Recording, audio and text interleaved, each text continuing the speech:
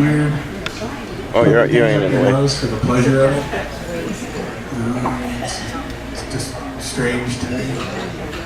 Our next comic coming to the stage, he claims no club, but we're going to claim him right here. Out of the Comedy Club Connection, everybody.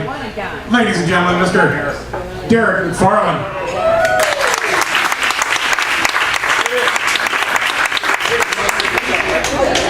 Thank you. Give it up for your host, Roger, one more time. Give it up for David Rodriguez, too. He's a great comedian. A brown ginger. Would that make him a silver? You guys might not be able to tell by looking at me. Gotcha. But my mom's Irish, my dad's Mexican, and my great-grandmother is Cherokee Indian. So that would make me an alcoholic. I think it would be pretty funny just one time to go to an AA meeting and just be like, my name's Harry Potter and I have a problem. Voldemort. I always got people telling me I'm lucky to be so skinny because I can eat whatever I want. But that's not true. You don't get a body like this by just eating whatever you want. You just gotta hope that your mom smokes cigarettes when she's pregnant with you.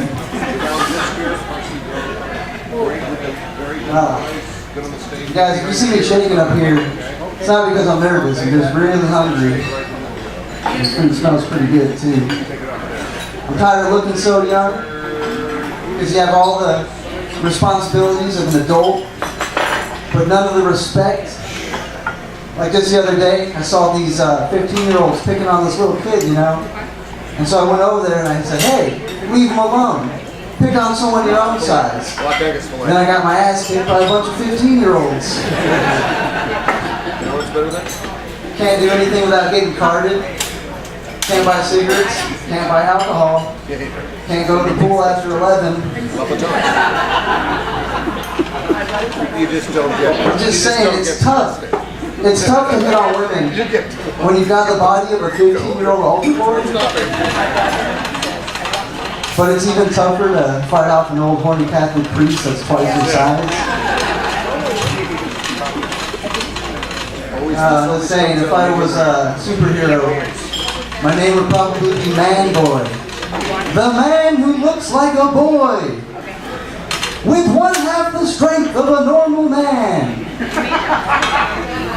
and 1/4 the vision.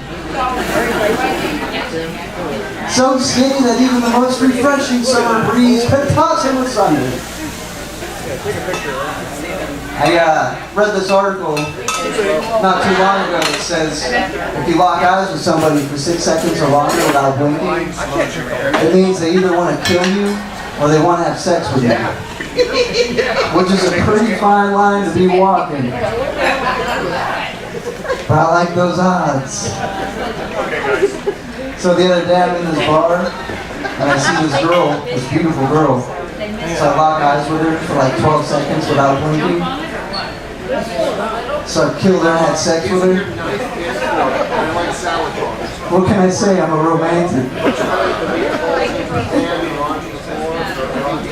Oh man.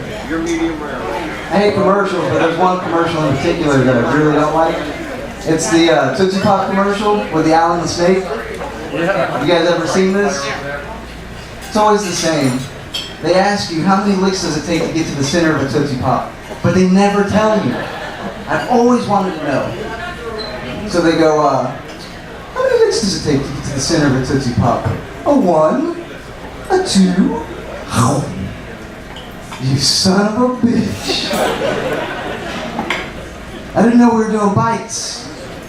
So I did a little research, and according to Wikipedia, it takes anywhere from 200 to 800 licks to get to the center of a Tootsie Pop, depending on the size of your tongue or the wetness of your mouth.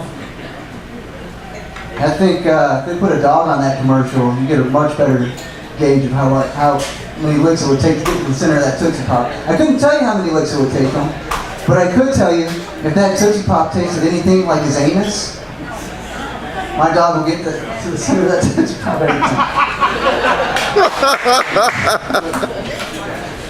There's another commercial I don't like. It's these Mayhem commercials, the Allstate Mayhem. I'm sure you've seen this. I don't trust those guys at all. Let me get this straight. They send a guy out in a suit to mess with your car, and then they tell you that you need to pay them for protection? I've seen Goodfellas enough to know what's going on here. We're not saying we're going to do nothing to your car. We're just saying this branch could fall on it. And you're going to want some protection. All right, first of all, there's a 200-pound man on that branch. What guy? You see a guy, Tony? I don't see a guy. That's just a gust of wind. All right. I just hope these guys don't start doing health insurance commercials. I'm diabetes. And I'm going to take your legs. You should have better protection. You know, he's just sawing some guy's legs off. You're going to get United Healthcare? Please, I'll give you the money. Just don't take my legs. All right. I'm going to flip the book open here. I'm doing it. I got some fears in life. One of my greatest fears is getting married. Right up there with the dark and alien abductions. But the thing that makes me so afraid of getting married is these Bridezilla shows. Because these wives are always tearing their husbands down. So I want to set the tone right from the get-go. At my wedding, I would have a piñata. One that looks eerily similar to my wife. And I would just go and beat the hell out of it. You know, not with a stick or anything. Open-handed, real classy. And then when I finally beat it open, ice cold beer and sandwiches will fall out. Because this is what I expect out of you. And I will beat it out of you if I have to. You guys, I'm doing this. I don't care. You guys are an older crowd, but I'm doing this joke. My uncle's 67, and he's pretty set in his ways. So I showed him the 2 girls, 1 cup video. For those of you who aren't familiar with this, it's a video of 2 girls that poop in a cup, and then they eat their own poop. Yeah. First thing he does when I show it to him is he lights up a smoke and goes, "Things have changed so much since I was a kid. Back in my day, girls didn't eat their own poop. Certainly not out of a cup. Who's gonna wash that cup?" Like, this is what he thinks society is now. He thinks that girls do this now. Like, this is what it is. So now every time his nieces come over, if one of them runs into the room with a cup, he's like, "Hey, what are you doing? You guys aren't doing that poop and cup thing, are you? Alright, well, leave the door open." I got these Mexican friends who speak perfect English, but for some reason, when we order Mexican food, they do it with an accent. I never understood this. We'll walk into a place and they're like, "Yeah, let me get a carne asada burrito and some tortillas with some pico de gallo." I go, "Dude, why do you order like that? Why don't you just order normal?" And they say, "It's a sign of respect, man. And plus, they make the food better if you order like that." So I'm like, "Oh, alright.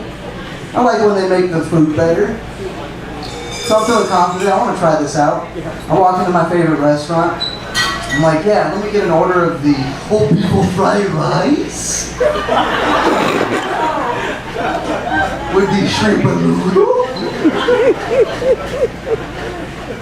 and a large Coke." It's a sign of respect. They didn't make the food better when I ordered that. Alright guys, that's been my time. Thank you very much. Yeah!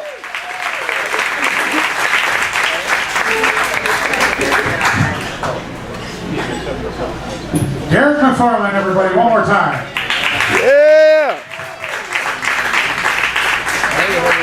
Tonight we have a real treat.